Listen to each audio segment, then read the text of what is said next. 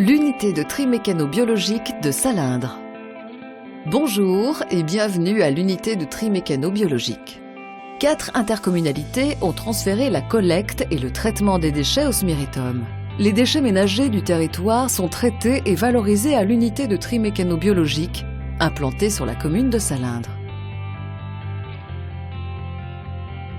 Cette installation permet, grâce à des procédés de tri spécifiques, de retirer des déchets ménagers les matières qui peuvent être recyclées et d'isoler les déchets biodégradables qui seront transformés en compost. Le traitement et la valorisation des déchets ménagers sont réalisés dans un seul bâtiment organisé en plusieurs zones. Le hall de réception, le hall de tri, le hall de compostage et la zone de traitement de l'air. L'unité de TMB a une capacité de traitement maximale de 50 000 tonnes. Son objectif est de trier et valoriser les déchets ménagers pour obtenir du compost, des matières recyclables, des matières valorisables sous forme d'énergie. Le refus de tri, quant à lui, est enfoui ou incinéré et est valorisé en énergie. Les véhicules de collecte entrent sur le site par le pont bascule. Ils sont identifiés et pesés en entrée et en sortie pour déterminer le tonnage exact des déchets entrants à traiter. Un portique de détection contrôle en parallèle l'absence de radioactivité de ces déchets. Les véhicules déchargent les déchets sur le sol du hall de réception. Le conducteur de la pelle à grappin gère les déchets entrants. Il supervise le déchargement des camions. Il réalise un pré-tri en ôtant des déchets, les encombrants et autres indésirables. Il gère l'encombrement du hall. La pelle dépose les déchets dans l'alimentateur du trommel de tri. Le tapis convoie ensuite les déchets vers le trommel. La première partie du trommel est équipée de couteaux qui ouvrent les sacs contenant les déchets.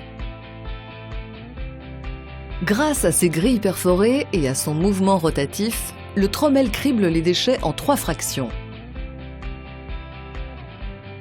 La fraction inférieure à 80 mm, la fraction comprise entre 80 et 200 mm et enfin la fraction supérieure à 200 mm.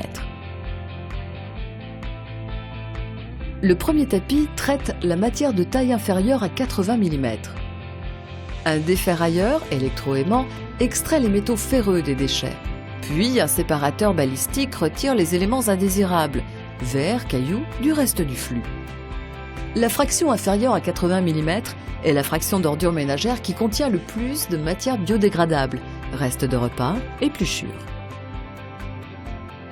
Le second tapis traite la fraction comprise entre 80 et 200 mm. Cette fraction peut contenir des déchets ménagers recyclables qui auraient dû être triés dans les foyers et valorisés grâce à la collecte sélective.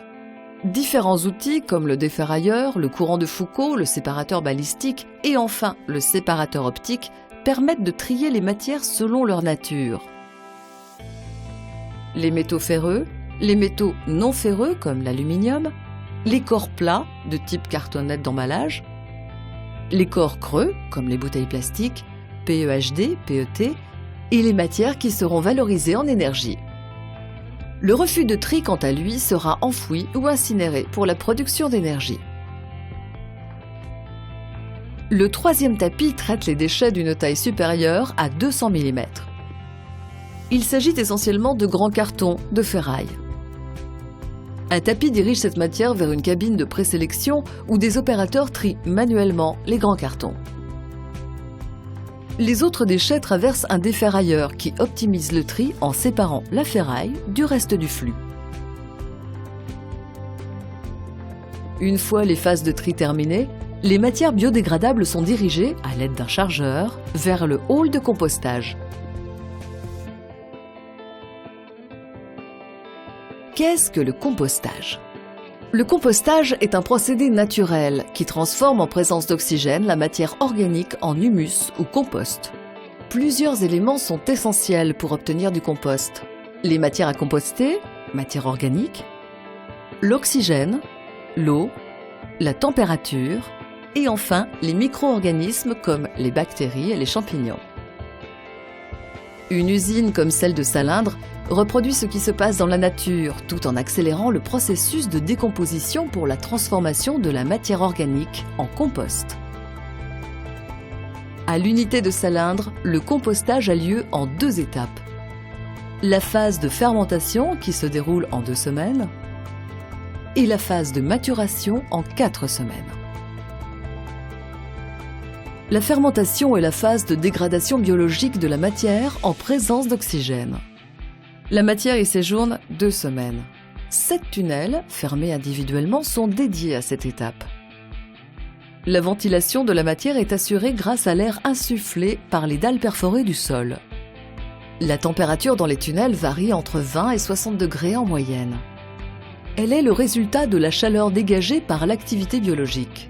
L'oxygène et la température sont contrôlés régulièrement pour garantir les conditions nécessaires à la fermentation. La maturation.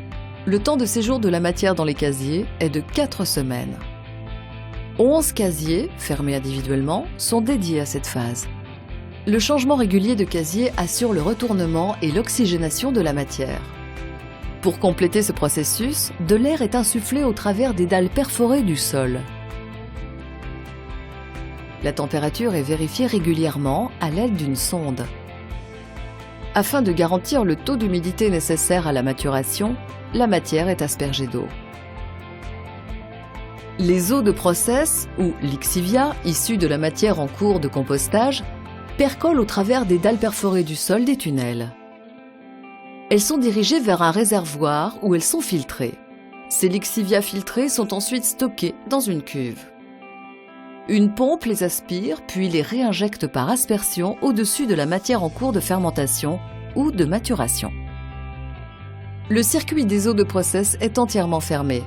Leur réutilisation permet d'accélérer le processus de décomposition de la matière. Après les 2 étapes de production de compost, fermentation et maturation, la matière est maintenant prête à être affinée.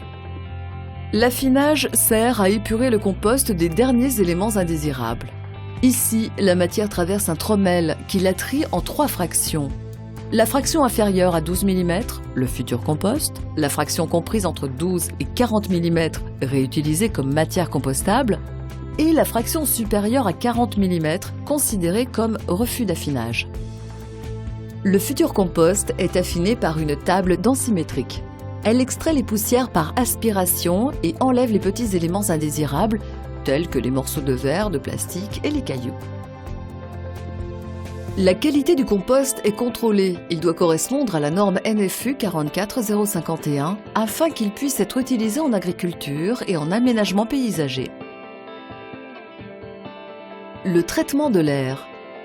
Afin de réduire les nuisances olfactives à l'intérieur et à l'extérieur de l'unité de Salindre, le bâtiment est mis en dépression. Un système de captation et de traitement de l'air a été également installé dans les halls. L'air du hall de tri est dirigé vers un plénum qui collecte les poussières. Ensuite, une partie de l'air est dirigée vers 2 tours de lavage à l'eau qui traitent les éléments odorants solubles. Le reste de l'air est orienté du plénum vers le hall de compostage pour être utilisé pour la ventilation des tunnels et des casiers. L'air ayant circulé dans les tunnels et les casiers est ensuite orienté vers la tour de lavage acide qui traite notamment l'ammoniac. Une fois l'air nettoyé dans les tours de lavage, il est dirigé vers les biofiltres. C'est l'ultime étape de filtration. Le biofiltre est un système biologique d'épuration de l'air. Il est composé de strates d'écorce de bois. Ces écorces sont humidifiées afin de filtrer et capter les derniers éléments odorants contenus dans l'air. Ces éléments sont dégradés par les bactéries de la biomasse. L'air, ainsi épuré, est évacué par la cheminée. En résumé, l'unité de tri mécano-biologique de Salindre traite et valorise les déchets ménagers du smiritum pour les transformer en compost, en matière première secondaire, en produits combustibles. Le refus de tri est enfoui ou incinéré pour être valorisé en énergie. Ainsi s'achève la phase de tri et de compostage des déchets ménagers du territoire du smiritum. Si vous souhaitez plus d'informations, nous vous invitons à consulter notre site internet ou bien à nous contacter sur le site de Salindre.